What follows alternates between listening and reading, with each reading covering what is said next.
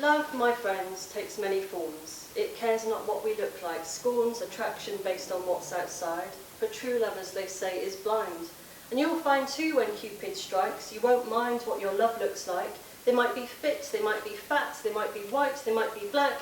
They might have a mane that's plaited or matted or none. For some, their mate's pate is hatted because it is glabrous, i.e. without hair. If you are amorous, you really won't care. They might have less limbs than the usual set of 4, and if more one-armed men had just met the love of their life, they'd have killed a lot less. Ardour is harder than hit men. Fondness is a force that can turn a stone heart to fondue.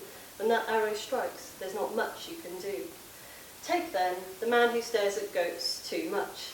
Turns out he paired with one. His touch, he says, not a sticking position because of the fact the goat gave permission.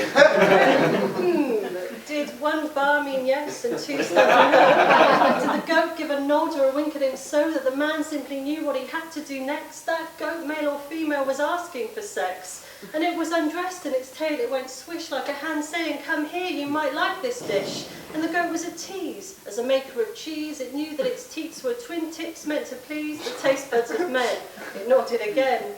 The young man, a virgin at this point, knew then that he was defenceless, resistance was useless. The goat's face was cuteness itself and its ruthless use of its assets, the toss of its head, the curve of its horns. The young man all said, "Take me to bed, let us make love." No language was needed, oh heaven above, it was sweet.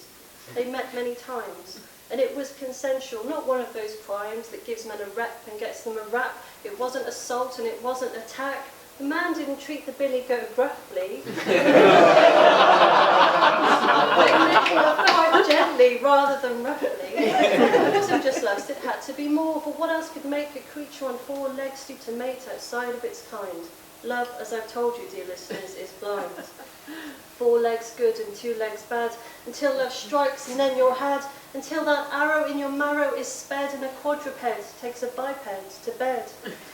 So take heart, in Wales, so take heart, lovers of 4-legged creatures. Let stories like this will inspire you. Your teachers should be this forthright Billy or Nanny, this man, and maybe one day they'll marry. In a time more enlightened, an era that embraces all species of earth as well as all races. And maybe we'll see it in this life. Our shame is the fact of the love that dare not bleat its name. No. How many barks and how many moos do not? We've got a system of silence. Oh, woe for this love that we cage up inside us, except in some areas, some hills and some vales. Possibly here, in this place we call Wales. That's the end of that.